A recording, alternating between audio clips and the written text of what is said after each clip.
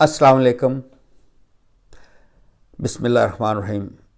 ایک بہت خوبصورت بات میں نے آپ کے سامنے رکھنی ہے۔ ہمارے بر صغیر کے بہت ہی جلیل القدر مذہبی رہنما مولانا یا سید مودودی صاحب، مولانا مودودی جس کو بھی ہم کہتے ہیں رحمۃ اللہ علیہ، مجھے یاد ہے 1978 میں غالباً ان کا انتقال ہوا۔ میں لاہور ہی رہتا تھا، لاہور میں انتقال ہوا، اور جو ہمارا بڑا مشہور لاہور میں قذافی اسٹیڈیم کے اندر ان کا نماز جنازہ ہوا۔ اتنی تعداد تھی، اور خیر میں تو نہیں گیا، میں تو اس وقت آئی واز ان میٹرک بھی نہیں کیا تھا میں نے۔ بہرحال مجھے اب تک اخبار کا وہ کلپ یاد ہے، اور وہ لاہور میں جگہ اچرا، وہاں ایک قبرستان میں آرام فرما رہے ہیں، تو ان کے بہت بڑے احسان ہیں ہمارے اوپر۔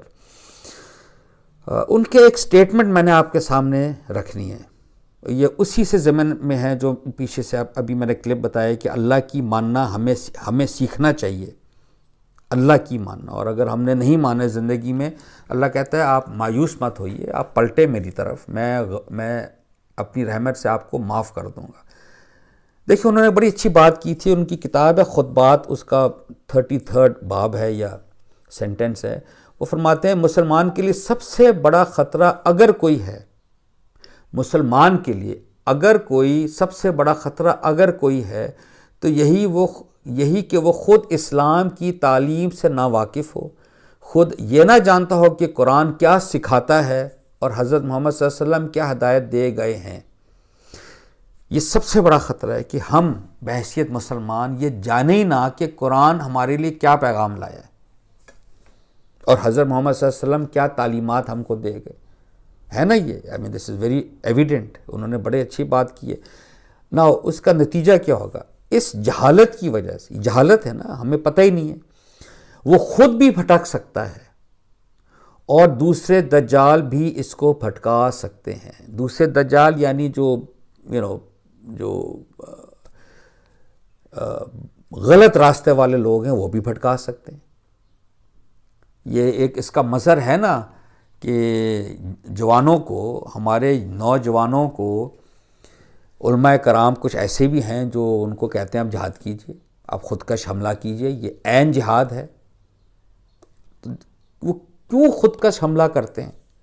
کیونکہ وہ قرآن کی تعلیم سے ناواقف ہیں اور حضور علیہ السلام کی تعلیمات سے بالکل ناواقف ہیں۔ انہوں نے ان پیر صاحب کی، مفتی صاحب کی، حضرت صاحب کی، مولانا صاحب کی بات سنی ہے اور جہاد کا نعرہ سنا ہے، اور آپ ایک قدم دنیا میں آپ نے بم پھاڑا، سوسائڈ ویسٹ، اگلا قدم جنت میں، تو جنت تو چاہیے، وہ اپنی طرف سے تو غلط نہیں کر رہے، لیکن آپ دیکھیں جہالت ہے یہ، جس کی وجہ سے وہ خود بھی بھٹکا اور ایک دجال کے ہاتھ چڑھ گیا۔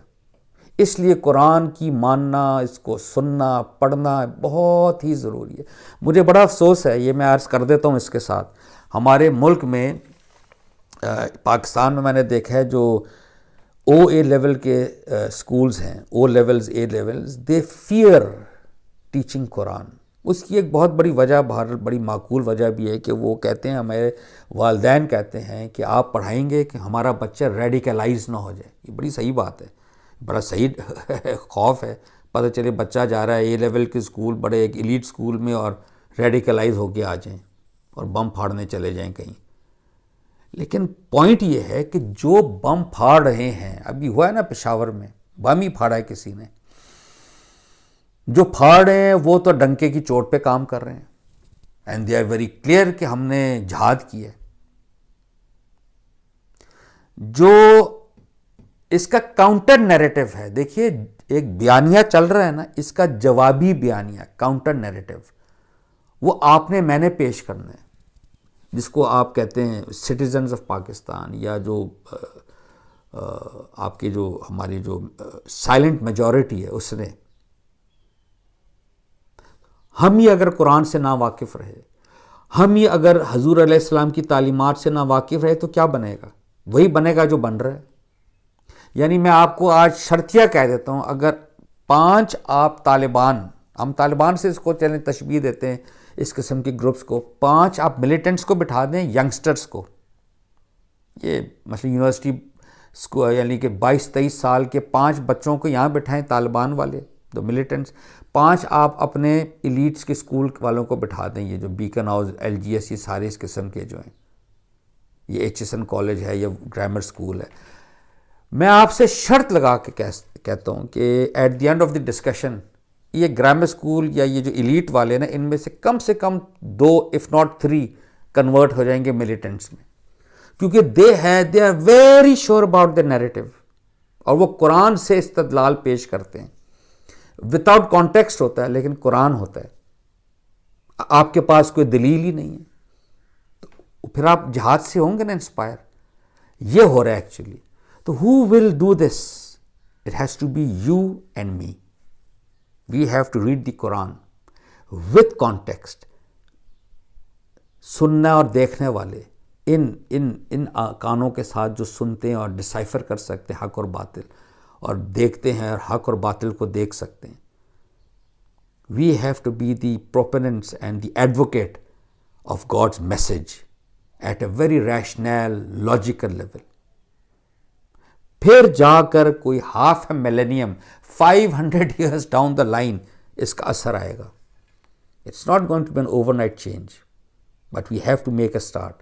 The start has to be from myself and you.